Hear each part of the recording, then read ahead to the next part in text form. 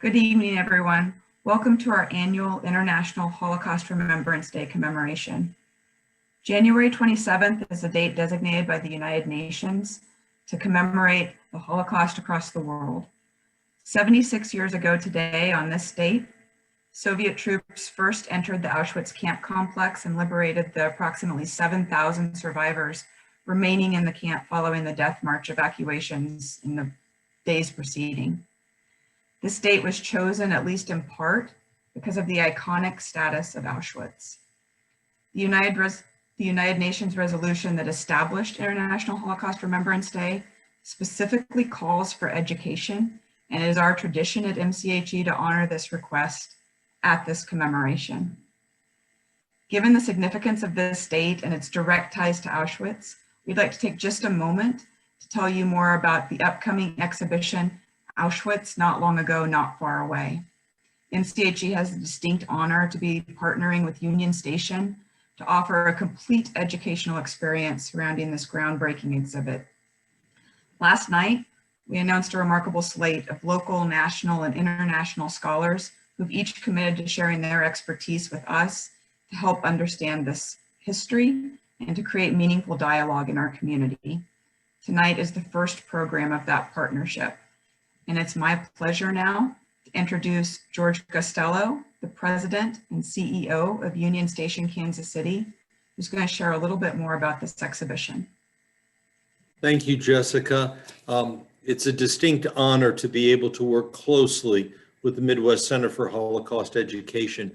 We're very fortunate. We've been working on this exhibition for nearly 5 years since its initial concept and creation. And we were very fortunate to land it in Kansas City. It will be the only place besides New York where it will be shown.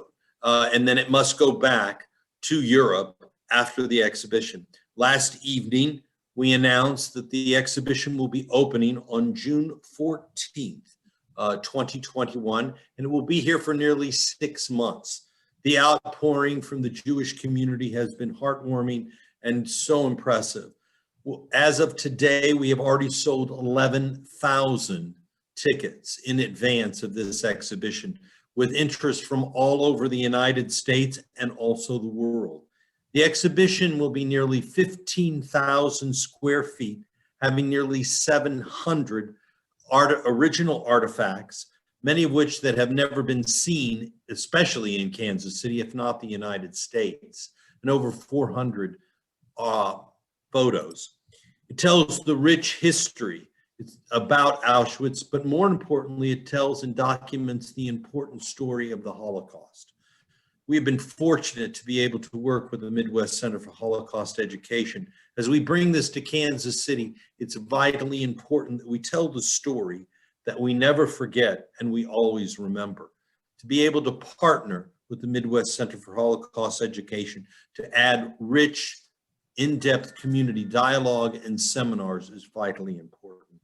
On behalf of our board, our staff, we thank Jessica and your team to allow us to tell this story in Kansas City and make a profound difference as we remember those that did so much, that gave so much, and now to the Jewish community so that we can tell the story and make a difference in Kansas City. Jessica, thank you, and we look forward to partnering with you and our sponsors, especially Bank of America. Thank you, George. This partnership means a great deal to MCHE as well, and we look forward to the year ahead of amazing programs and important dialogue for our community. Tonight, we're going to be running the Zoom the way we've run most of our other programs. We're going to have questions and answers at the end of Dr. Stier's presentation, and those are going to be collected through the chat feature. So as he speaks, please feel free to text us your question through the chat. And at the end, Dr. Stier will be joined by our historian, Dr. Shelley Klein, who will moderate those questions to him. We're grateful tonight for the support of the Jack Mandelbaum Holocaust Education Fund, which made this presentation possible. So now it's my distinct honor to introduce Dr. Oren Stier.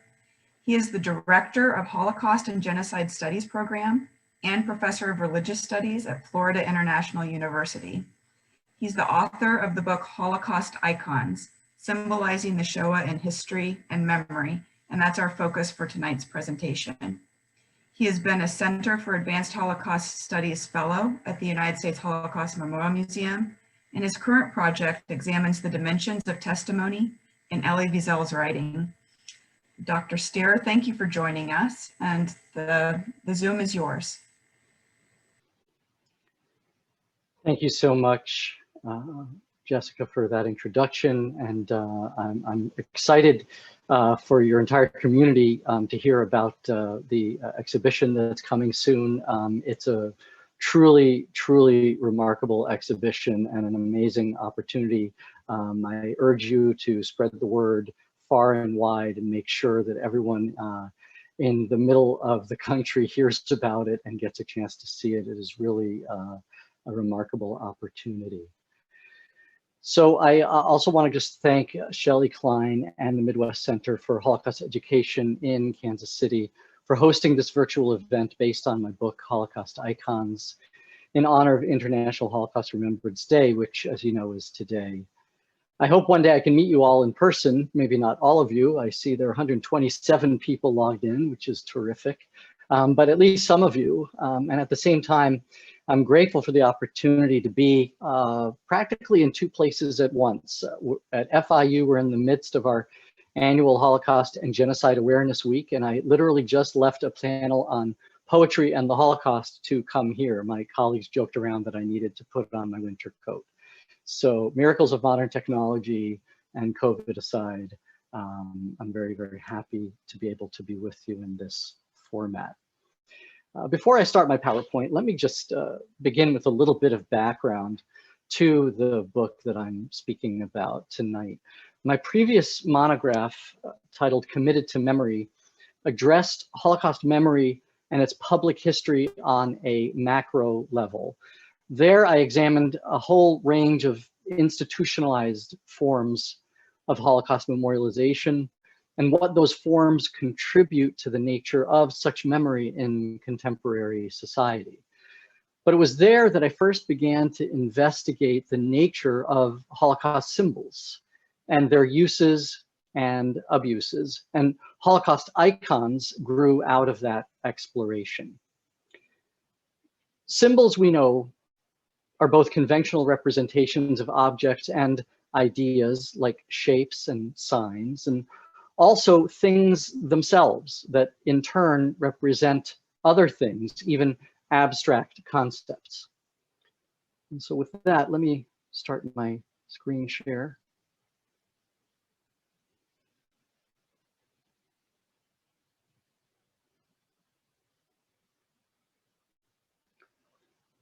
And let's actually begin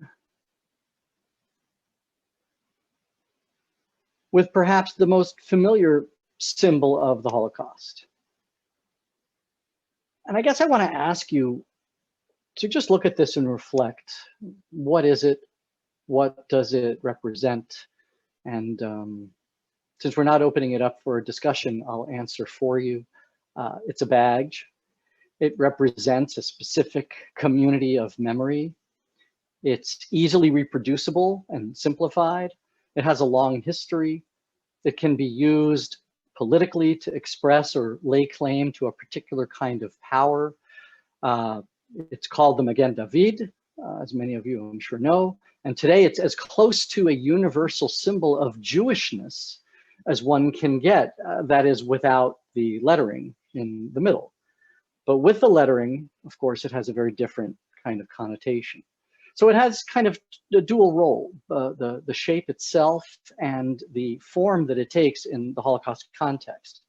And so it's often used in a memorial context, but it can also be used in an anti-Semitic way, in graffiti in its form, and obviously to identify Jews during the Holocaust. And I could very well stop here and speak for the rest of my time only about the historical and memorial or representational context of the Star of David. On one hand, where it originated and what it meant then. On the other, how it's been used and appropriated, how it has evolved, how it's been reproduced, to what ends, and in case you ever want to have me back, I could give that talk another time, but that's not my task today.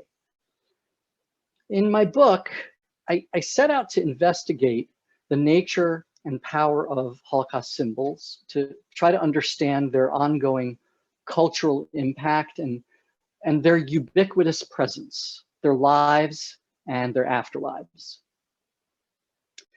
I discovered that symbols like the Star of David, important though they are so widespread that they become somewhat empty. They can be used so easily that they forget, as it were, their own history. What I found more engaging were a series of what I call Holocaust icons, items that play profound roles in shaping the public meanings and perceptions of the Holocaust, but still retain their uniqueness, that resist becoming generic markers of the Shoah, like the yellow star, for example. These are signs and images, phrases and ideas that originate in the Shoah, but recur and reappear all around us, that scream Holocaust to us in immediate and visceral ways. How and why have some of these symbols come to stand in iconically for the Holocaust as a whole? So that's really my project in my book.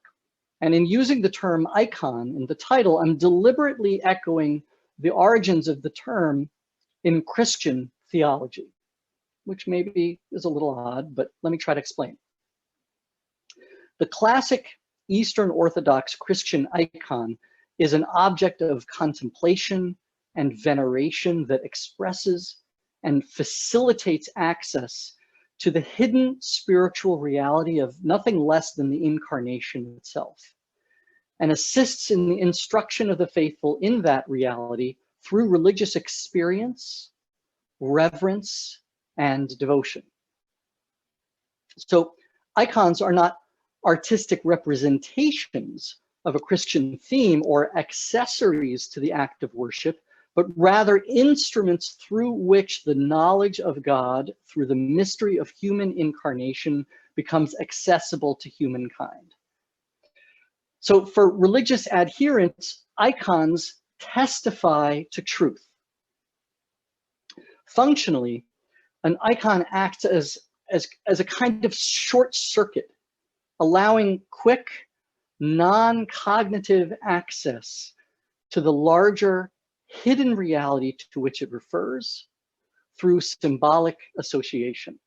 When a symbol acts in this way, we can call it an icon. The 4 icons I analyze in the central chapters of my book are images that recur and represent the Holocaust through 4 distinct categories. And I'm going to give an overview of them tonight. 1, through experience in the railway cars that transported Jews to their deaths, which symbolized the mechanics of murder. The 2nd, through place in the Arbeit Macht Frei, the work makes you free sign over the entrance to Auschwitz and elsewhere, pointing to the insidious logic of the camp system. 3rd, through a person in the figure of Anne Frank, associated with victimization in both words and images. And finally, 4th, through an idea in the number 6 million that represents an approximation of the number of Jews killed. So experience, place, person, and idea. Railway cars, Arbeit Macht Frei, Anne Frank, and the number 6 million. I don't have time today to do more than briefly review each category. For each case, what I want to do tonight is propose at least one way the icon in question offers unique access to the realities of the Holocaust, as well as one way the power and the potency of that same icon have led to cultural challenges to its canonically accepted meanings. Let's begin with the first one, the category of experience as embodied in the physical artifact of the Holocaust era railway car. Is it possible to imagine what this railway car meant to these Jews being deported from Krakow in 1941 or 1942? Or for these Jews from Łódź, soon on their way to Chełmno? What about the experience of arrival at the ramp at Auschwitz-Birkenau in May 1944 during the Hungarian deportations? And this is a more famous photograph many of you may have seen. And in this entire discussion, again, I could go off onto another tangent just about the way photos are used as artifacts and representations and what they teach us. But again, I'm going to try to stay on my focus. So at least at last count, at least 35 museums and memorials, which I think is a remarkable number, do believe it is possible to gain access in some way to the deportation experience by utilizing a railway car in their exhibition. And they do this by capitalizing, I would say, on the idea of authenticity. Because these large artifacts were instrumental in the tactical genocidal shift from stationary victims murdered by mobile killers to mobile victims murdered by stationary killers, literally changing the nature of the mass murder of the Shoah, obtaining and then displaying authentic examples of these key objects leads, it is argued, to deeper understanding of the events of the Holocaust. But doing so is easier said than done. Logistically, it's a very large artifact. So what happens when a large artifact like a railway car is displaced from its original context, let's say from Europe or from a railway yard, and replaced, brought into a new home in a memorial or a museum setting? What happens to the notion, the idea, the connection to authenticity and the experience of authenticity when this transposition occurs? And I want to tell a little story that I like to tell in a number of my presentations. It happened to me when I was at the United States Holocaust Memorial Museum as a fellow, and I had the opportunity to debrief some student groups that came through, and I love talking to students. So in this group, they had just finished going through the permanent exhibition, and two students came up to me and asked me about the railway car at the museum in Washington. And one of them, they both asked me, they asked me, is it real? Which, you know, it's an interesting question, and it's going to become a little bit more interesting in a couple more minutes. Is it real? And I said, well, you know, I'm an educator, so, and I'm Jewish, so I came back with a question. Well, what do you mean? And they said, well, you know, was it, you know, used, you know? And I said, you mean, was it used to deport Jews? And they said, yeah. And I said, why would it matter? And it was so interesting. One of them said, well, if I had known it was real, I would not have walked through it. And the other one said, well, if I had known it was real, I would have walked through it. And I thought, I mean, that's exactly the challenge of the confrontation with the authentic object right there. And the question of what that authenticity means to people and how they experience it. So in an increasing number of locations, the center of Holocaust gravity is the railway car, acting as a symbolic anchor and focal point for the institution that may have literally been built around it. And as here you can see the Washington railway car, recognized Washington Monument in the background, being lowered into the construction site that was not yet the United States Holocaust Memorial Museum. And so it serves as a performance space for visitors enacting their own relationship to events represented there.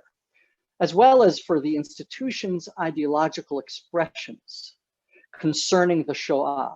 And this gets into really exactly how precisely the railway car is used, and we can talk about that perhaps later. But here's something fascinating.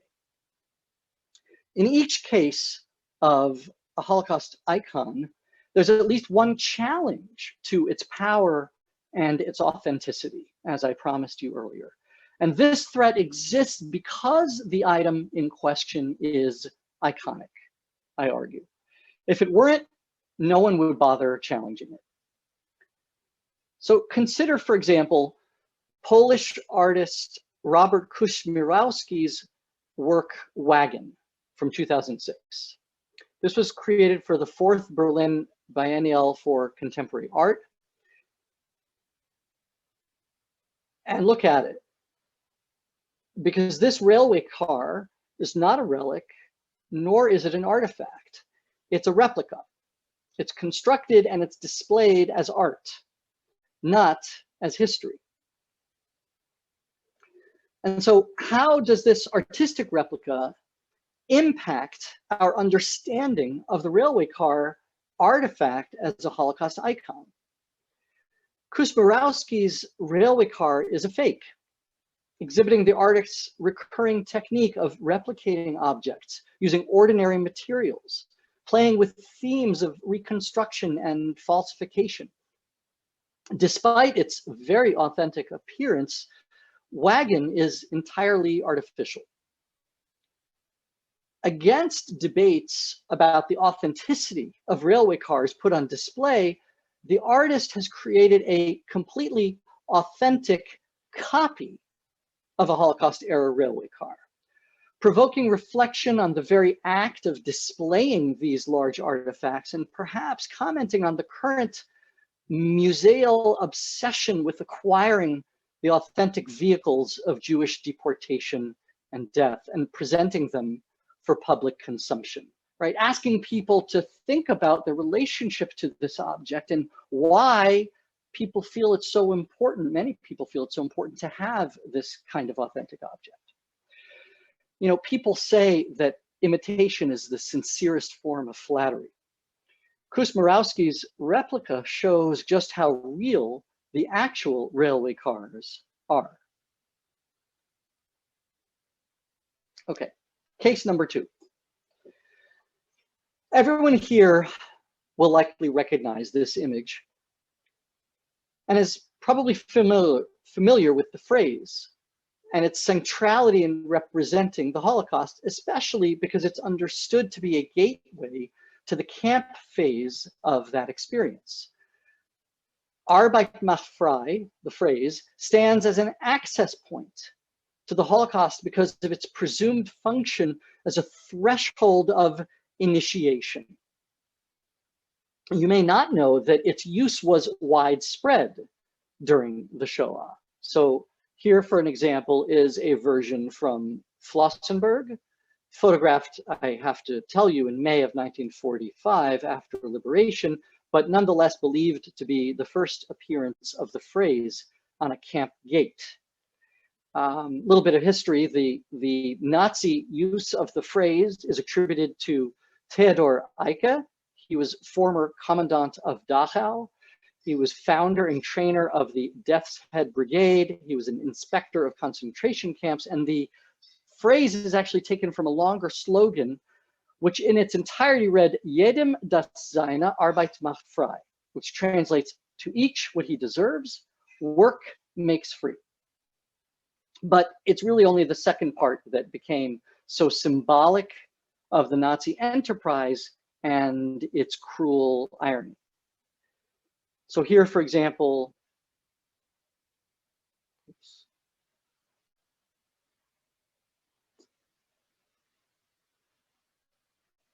here is one from Sachsenhausen, taken in February 1941. I'm always fascinated by the stylized lettering here. I wonder, you know, why somebody went to the effort to create these letters in such a stylized typeface.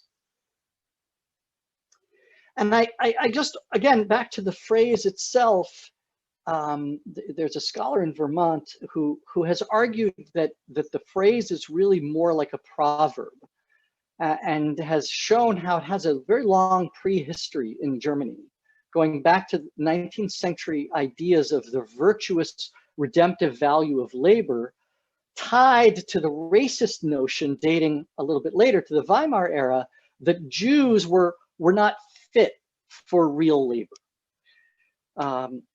This conceptual framework probably peaked in a speech Adolf Hitler gave on May 1st, 1933. That was the first National Labor Day, right? May 1st is May Day for socialist countries.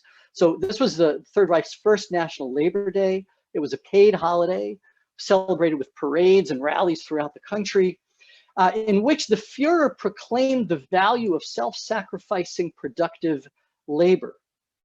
And in general, Nazism promoted the notion that anyone not working with head or hands, i.e. with capital, right, which is the code for Jews, anyone not working in this way should be considered as literally a not working person, nicht arbeitend, reinforcing the anti-Semitic stereotype. And I'm pointing all this out just to emphasize that the irony of Arbeit Macht Frei is really a double one, right? According to Nazi ideology, Jews were not classified as people who could work, and also they were not eligible to earn freedom through work. And in this way, when you think about it, Arbeit Macht Frei really has this incredible irony for the Jewish experience. And so it's curious that it's come to symbolize so much the Holocaust, because it really speaks to the absence of that ability to work, or the ability to self-liberate through work as a result. The primary product of camp labor for Jews was not freedom, it was death. So I think what's especially fascinating about the Auschwitz version of the sign, and here's another shot of that, is that it was not a central component of the camp initiation for the vast majority of Jews who came to the Auschwitz complex. Right? Historically, most Jews who arrived there, think of the Great Hungarian deportations. Great, I mean, that's not the best word. Think of the horrible Hungarian deportations in the spring, summer, and fall of 1944. All of those Jews did not see, at least upon arrival, this gate, which was at the Auschwitz I camp, because by then Auschwitz II Birkenau was in full operation, and there was a ramp that took the deportees directly to Birkenau. And so this gateway from 1942 on was not really a boundary between inside and outside the camp. It was just an internal boundary between one part of the camp and another part of the camp. So the reason why it became iconic is not really due to its actual function during the war. That's my point. It was rather due to its post-war reproduction. And in the reproduction, it retroactively became symbolically important to represent the Holocaust. And that also might explain why, when you think about it, the irony gets lost in the reproduction.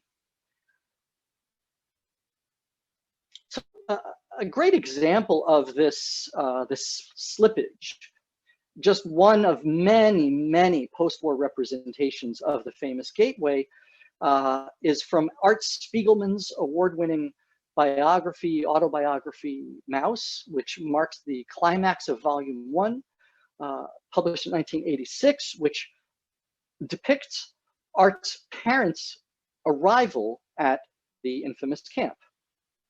And I'm assuming many of you are familiar with Maus. If not, you really should familiarize yourself with it. There are a number of things going on in this panel that I think are important and relevant. One is that Spiegelman, using his father Vladek's voice, Spiegelman describes their arrival, his parents' arrival, as fully informed by knowledge of what that arrival means, which is contrary to the way many testimonies have described arriving at Auschwitz, which were generally marked by a lack of knowledge of what arrival at Auschwitz means. Most testimonies will say, you know, Auschwitz, we never heard of it. We didn't know what it was, right? Second, this panel is the only one in the entire volume that literally bleeds off the page. And Spiegelman himself has described that as signifying that the place of Auschwitz and the event of arrival there is too big to be contained in a book. And that's why he literally had to bleed off the page. And then third, Spiegelman takes this artistic license depicting his parents' arrival at this iconic site, even though they probably didn't arrive at this particular location in Auschwitz, really to reinforce its role as a popular reference point, as a representation of what stands for Auschwitz, what iconizes Auschwitz in the post-Holocaust world.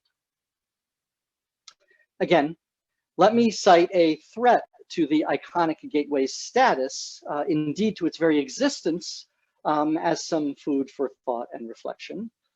On December 18th, 2009, Polish thieves brazenly removed the 16-foot sign weighing nearly 90 pounds and stole it in the overnight darkness. Now, museum officials quickly replaced the sign with a replica that was already available. There's a whole story of why it was already available, but it was already available while police searched for the perpetrators. After 3 days, authorities apprehended 5 men and recovered the sign, which had been sawed into 3 pieces, which you can see here, to facilitate transport out of the country. 17 months later, the Auschwitz Museum reported that the sign had been painstakingly reassembled using the latest conservation techniques, but because Auschwitz Museum officials deemed the sign invaluable, they subsequently decided that the original sign could no longer be displayed outdoors in its original location. So if anybody's been there since 2009, you haven't actually seen the real thing. And let me also just, I said I was only going to offer one kind of point to challenge or you know, represent the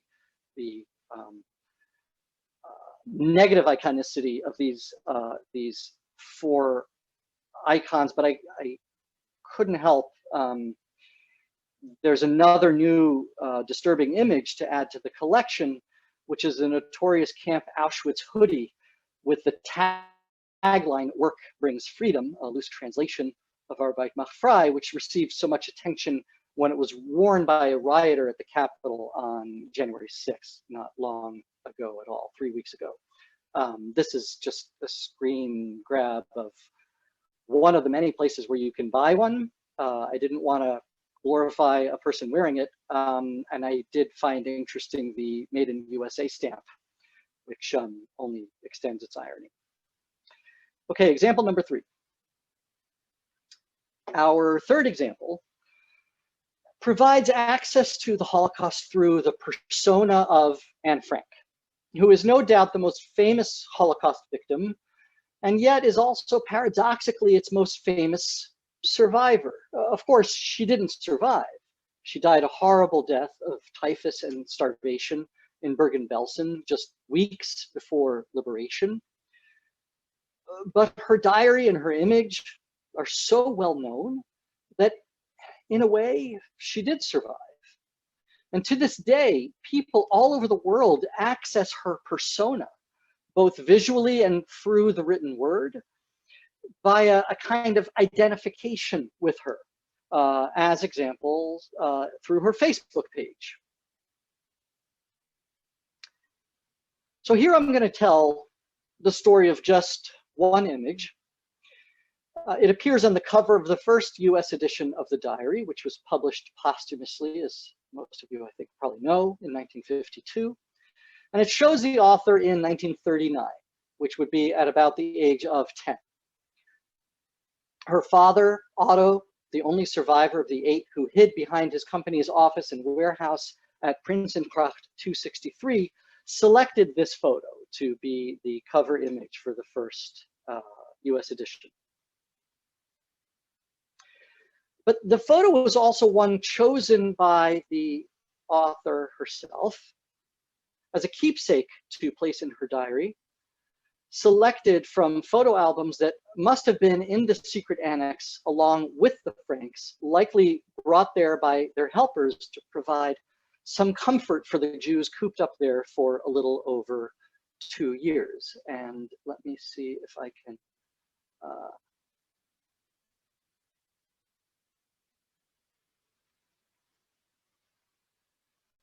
just lost my mouse control, but that's the part. There's the photo and the annotation around it from October 10th, 1942. This is a photograph of me as I wish I looked all the time. Then I might still have a chance of getting to Hollywood. But at present, I'm afraid I usually look quite different. And Frank, 10th of October, 1942, Sunday.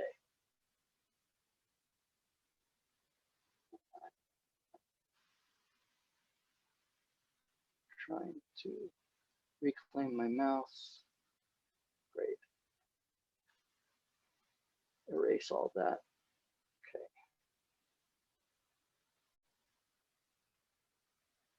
So I could say a lot here. I only want to draw our attention to the fact that Frank, at the age of 13, selects as ideal a picture of herself at about the age of 10, and that she's pasting it into her diary 3 months after she and her family have gone into hiding. What was that like for her family? The diary serves as a scrapbook here. And one imagines the 13-year-old Frank cutting and pasting photos into it to help pass the long hours of daytime silence the family had to observe.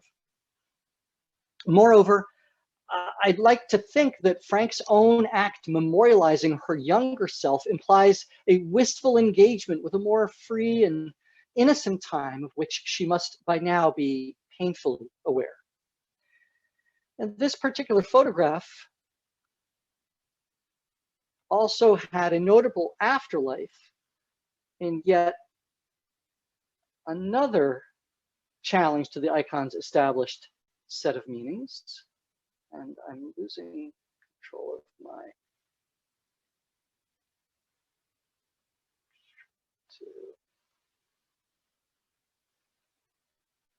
okay, there we go. Another challenge to the icon's established set of meanings in the remarkable work of Rachel Schreiber. Her 1999 series, Anne in New York, looks like a sequence of graffiti tags, but engages themes of memory, projection, spectatorship, survival, and threaten viewers' easy identification with the murdered teenager. And these images are reminiscent of missing persons posters. Schreiber describes them as a series of images that investigates the representation of Anne Frank as an American icon of the Holocaust, her words. The series appears to be a repeated spray-painted stencil of the 1939 photo that was used on the cover of the first American edition of the diary. It's kind of like a game of Where's Waldo. I'm not going to try to use my annotation tool again because that was a little difficult, but if you look around there, she's on the phone booth there, if you still remember what a phone booth is.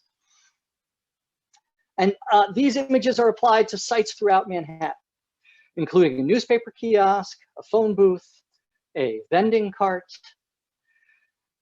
But passersby are strangely oblivious to these photos because it turns out that they are digital manipulations. This truly missing child is recalled in Schreiber's work virtually, and no one can happen upon her photo on the street and think you know, I've seen that face somewhere, because the pictures are not really there. Frank has not really survived to become lost again in the streets of New York. And what Schreiber provides here, and I think this is it's significant, is a meditation on absence. Schreiber imagines inserting Frank back into the picture, as it were, as a ghostly, haunting presence from the past, reminding viewers of a crime that has already occurred and a loss that is irretrievable. So now we're going to get to my fourth and final icon, and I will start to wrap it up. And this is the number 6 million. Originating in an attempt to count the dead and coming to public consciousness in the Nuremberg trials, the number also conjures an accounting for mass murder in all possible senses of the word, explaining, justifying, avenging. It provides access to the realities of the Holocaust precisely through the act of quantification. But we should ask, not only how do we count the victims of the Holocaust, but who counts? Who does the counting? And why? These questions have arisen since before the war ended, as in the strange and disturbing tale of the aborted plan of a group called Irgun HaNakam, which means the revenge group, who were survivors, who were resistance fighters and members of Zionist youth movements in Europe, led by the partisan leader Abba Kovner, who met in February of 1945 in Europe to plan an act of precise collective revenge. They intended to murder 6 million Germans by poisoning the water supply of 4 cities, Hamburg, Frankfurt, Munich, and Nuremberg. You can ask me questions, but I'm always fascinated by this story. It didn't, play out as planned, which I think is a good thing. But what's one of the things that's so fascinating about it to me is that the date, right? February 1945, they already had this number 6 million conceptualized as the number that represents mass murder of Jews and the number that represents the revenge target, as it were. To fast forward, the reverberations of counting and accounting continue into recent years. Many of you may be familiar with the Whitwell, Tennessee Middle School project that was initially designed to collect 6 million paper clips, which is another way we can recognize strategy, not just to quantify, but also to understand and to teach about the losses of the Shoah. As my colleague Daniel Magalo has suggested, the Whitwell Project is emblematic of a trend in Holocaust memory in which people collect 6 million of an item as a vehicle for teaching about the Holocaust. And that represents a new memorial form, emphasizing a kind of play and process over work and final product.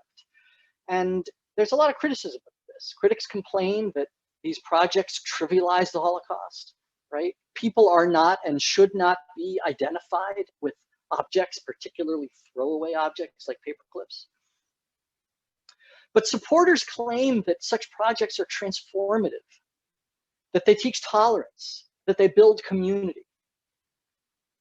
Magalo notes, and I'm going to quote, "The discomfort with these memorial projects arises from an inability to reconcile the radical incongruity between a profane signifier, a button, a penny, or a paperclip, and a sacred signified, the victims of genocide. Whereas from the collector's standpoint, the relationship honors victims. To the outsider, it can appear arbitrary, improper, even blasphemous." So what I take from this is, first and foremost, the return to the notion of religion, of the sacred, the core defining aspect of the term icon, but also that in all of these cases, it's the number 6 million that has itself become the iconic sign to be embodied through the act of collecting. Now, just like everything else I've looked at tonight, there have been threats to this iconic, in this case, this number. One of the most notable has come through Holocaust denial. Recurring arguments in the literature of Holocaust denial claim that the 6 million were not only alive, but had emigrated to the US, or that the number was a fraud perpetrated by Israel to extract financial concessions from the Germans, in titles like "Did 6 million really die?" or "The 6 million swindle."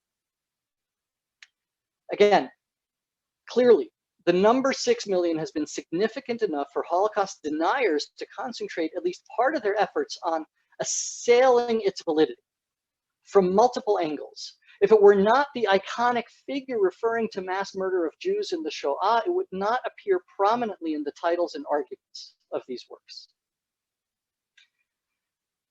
But I want to come back to and close with the issue of iconic representation. Some of you may know the book, and every single one was someone, described by one critic as a coffee table monument of memory, which repeats the word Jew 6 million times. It's more concept and conversation piece than literary achievement, obviously, intended more for institutional purchase and display than for individual consumption. The author of the volume, if you call him that, Phil Chernovsky, first thought of what he called, not my words, he called it the book's shtick in the late 1970s when he was teaching at the Yeshiva of Central Queens and charged his students to write the word Jew on blank sheets of paper as many times as possible in half an hour. The total came to only 40,000 and the idea was born. And the publisher's goal was to print 6 million copies of the book and send them all over the world. And this attempt to indicate that every Jew counts, as it were, just shows how much stock we Jews put in the number 6 million. These icons, all of them, do not simply facilitate access to and embody the realities of the Holocaust. By doing so, each of these 4 key Holocaust icons tells a story of enduring personal and communal connection and identification of what matters when thinking about the Shoah in the 21st century. These icons have afterlives that provide Jews and non-Jews with important tools with which the future of Holocaust memory may be secured. My hope is that we will never look at or think about these Holocaust icons the same way again. Thank you, and I welcome your questions. Thank you, Dr. Stier, for that wonderful presentation. If any of you do have questions, please put them in the chat and I can direct them to our speaker. To start off with, I have one here. Do you, since we have these established icons, are there any that come to mind that you think in the future may be becoming more important, or do you see any of these that you've talked about tonight maybe lessening as importance as time goes on? Has there been a shift in Holocaust memory, essentially, or do you predict there being one? So, you know, it's always hard to kind of guess what the future will bring, and I think you know, the short term, in my sense of it, and over the time that I've been looking at this, is I think these are very stable icons, and there are others, but for one reason or another, I think they're a little bit more obscure. They're less widely known. One that comes to mind is the Ringlebloom milk cans, which are really important at the U.S. Holocaust Memorial Museum, or also the Zyklon B canisters. They're a little more opaque, though, and require more explanation. And I think my point is that these 4 have sort of reached that tipping point, gone past that tipping point, and I think they're just so ubiquitous that they really are there and serve the role of standing in for the Holocaust as a whole. And that's kind of a good and a bad thing. There are other people, you know, Ellie Wiesel is another kind of persona. I actually grappled for a long time whether I was going to write about Anne Frank or Ellie Wiesel as kind of like the persona of the Holocaust, and I decided finally Anne Frank because her face I think is more recognizable. But I think maybe over time Wiesel might become a little bit more iconic and recognizable. And then there are things that kind of, I think, fall under the radar. In my book, I actually talk about those that sort of didn't make the cut, and I talk in the beginning about why, and you know, not just yellow stars of David, but also pink triangles and black swastikas and these graphic signs. But I don't know, 200 years from now, who knows? But I have a feeling that these are going to become representative. They're going to stay representative for a very, very long time. Here's one that asks if you think the Jewish prisoners were actually led to believe they could gain freedom because of the sign saying Arbeit Macht Frei. Yeah, that's a terrific question. I actually tried to look at this issue in some of the testimonial record. So I tried to find where in survivor testimonies they maybe mentioned, because they're often kind of encouraged to speak chronologically. So there's that moment of arrival, right, at a camp. And so I was thinking, well, maybe the interviewer asked them, did you see anything, right? Did you see a sign maybe? And, what did it read? And do you remember it? And did it mean something to you? And it was, the research really didn't pan out. I mean, I wrote a little bit about it in a few isolated cases. One reason, interestingly, is that as a search term, as an indexed phrase, it was not always indexed, and until a much greater number of testimonies are transcribed and searchable, we won't be able to know for sure if Arbeit Macht Frei turns up as a search term, as a term that can be searched. But also, it doesn't seem to have made as much of an impression at the time as it did afterwards. Now, in terms of what Jews understood, the history of it is really complicated, because some of those earlier forms, like at Dachau, for example, Dachau was opened in March of 1933. Its first inmates were not Jewish, and eventually Jews were incarcerated there too. And it by no means was a good place, but it was not designed as a murder factory either. And I do think that in the early years, those, particularly the German camps, where the phrase was, or at least might have been used, there was an idea of rehabilitation, of the possibility of getting out. And so it deserves a little bit, more, nuanced sort of scrutiny. But I do think that by the time we get to 44 and on, I don't think any Jews arriving at Auschwitz, for example, were under any illusion that they could get out somehow through work. Could you speak a little bit more to this notion of like sacredness attributed to the Holocaust, and how you that's a huge topic, but just a little bit more in terms of how you see that being useful or not useful, and bring in a bit more about authenticity, if you could. So I think there are two different issues, just to try to sort it out a little bit. And that issue of sacredness or sacrality is a tricky one. And I think we have to be very, very careful. Michael Berenbaum has introduced this idea of contact with the ultimate, in this case, the ultimate negative, the ultimate evil. And that, because it is the ultimate, shares a kind of phenomenological quality, a structural similarity to things that are deemed religiously sacred, right? If you look at the Jewish concept, the Hebrew term for sacred is Kadush, And what is Kadush? Kadush is something that is literally is set aside for separate, distinct use or function. And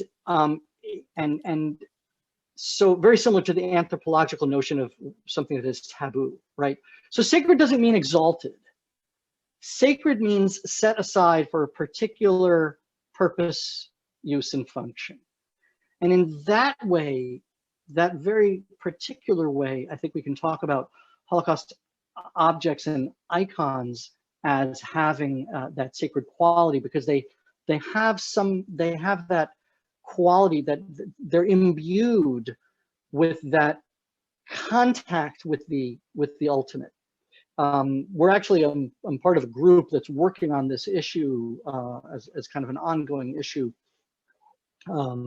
related to a whole range of objects, not just iconic ones. And I think you also can see in the visitor experience when being in contact with certain artifacts from the Holocaust, shoes, for example, whether it be a barracks full of shoes in Majdanek or a room full of shoes in Washington, I don't think there's anyone who doesn't walk into that room and have immediately filled with some sort of sense of awe and presence, a terrible kind of presence. So that's the thing, right, we're trying to talk about. And in that, there's an intersection with the idea of authenticity, because it works because of the expectation that the shoes in that case are authentic objects, right? They're not replicas. One of the things I wanted to put out there for us to think about, though, is how far do we take this issue of authenticity, right? How important is it ultimately?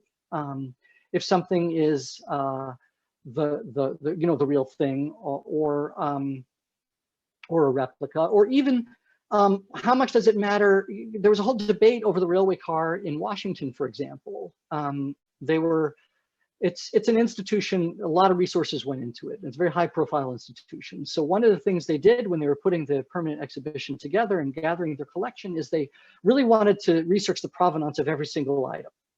And when they came to researching the railway car, it was very hard. I mean, these things are rolling stock. They've been used, they're over 100 years old. They were used before World War I. They were used to all sorts of transport. They crisscross Europe. They painted and repainted and identified and re-identified. And what is its original identity number, right? What is its authentic meaning? Its use in the Holocaust era was one chapter, really, not the first use and not in many cases the last use. And so they found it was impossible to authenticate it down to the question that everybody wants to know, the question those two students asked me, right? Is it real? Was it really used to transport Jews? And the answer was, we don't know. It is of the type that was used to transport Jews. And in fact, a calculation was made that it was something like a 1 in 11 chance that it could have been used. But how do you figure that out, right? You could maybe get lucky with some manifest, some record, some identifiable numbers, but those are very, very hard to come by. I think it's such a fascinating intersection there. And lastly, this is a big question.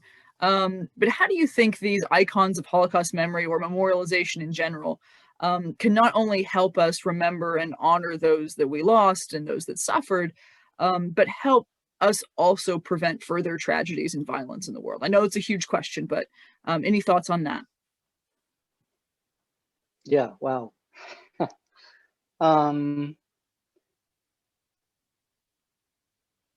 I want to answer that with an example from something I've done as a teaching tool. I've done it to train teachers because teachers often use the Diary of Anne Frank all over the country, which I think I think there are better books, but I understand that it is very approachable. It's very accessible. And it's an important document, for sure. It's a very, very important document. And And there are ways to read the diary that are fruitful for discussion. But one of the things I do in the teacher training is I try to defamiliarize the teachers with Anne Frank and kind of deconstruct what they think they know about her. And we do that first by looking at different cinematic and televisual representations and different ways that her story is told, different ways her character is played, all the way from the classic Hollywood depiction, which is really a Hollywood love story, right? All the way to some of the most recent televised miniseries that take her all the way to her awful, gruesome death and completely take away any sense of kind of idolization of Anne Frank. And then we try to go further, and we look at, we do an exercise where I distribute photos. We have a small collection of photos of her, all predating the time spent hiding in the annex. So these are photos, like I shared one with you tonight. I mean, they're the photos of a young girl, right? And we've got baby photos, we've got photos of her on the beach, and photos of her with her friends, roller skating. And I distribute them, and I have the teachers pair up and act as if they are Anne Frank writing a letter to her grandmother or her parent or a friend or anything from the scene that is depicted in the photo. Like, here I am on the beach, or here I am roller skating with friends.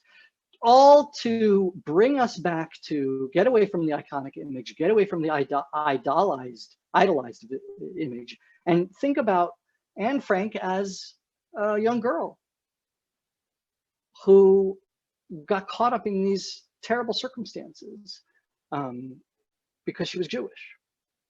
And to get in touch with that level of humanity, I think that's the key, right? That's the key. That's how we can turn this around and make this a tool for education and for remembrance, to get people in touch with the fundamental humanity that often gets lost in the shuffle. And it happens in my field. Even we have to remember we're talking about people, and in any kind of a situation, we're always talking about people. And if we can remember people's fundamental humanity, then we're a long way to dealing with the challenges that the questioner asked about. Thank you. I think that's gives us a lot to think about, and especially to consider in terms of memory and remembrance. So thank you again, Dr. Stier, for being with us. Just a reminder to everyone who's with us still to check out our website, mchekc.org, to find out more information on our upcoming programs, as well as Union Station's website as well, to see more information on the upcoming Auschwitz exhibit. We will have a Lunch and Learn series, if any of you are interested in participating in that, beginning February 16th, The Anatomy of Auschwitz. So go to the website, you can register and get more information.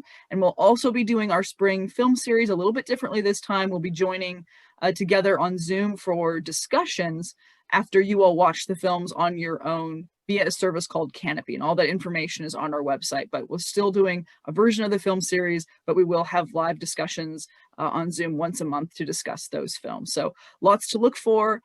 Thank you all for joining us this evening and for remembering with us. Have a good night. Thank you.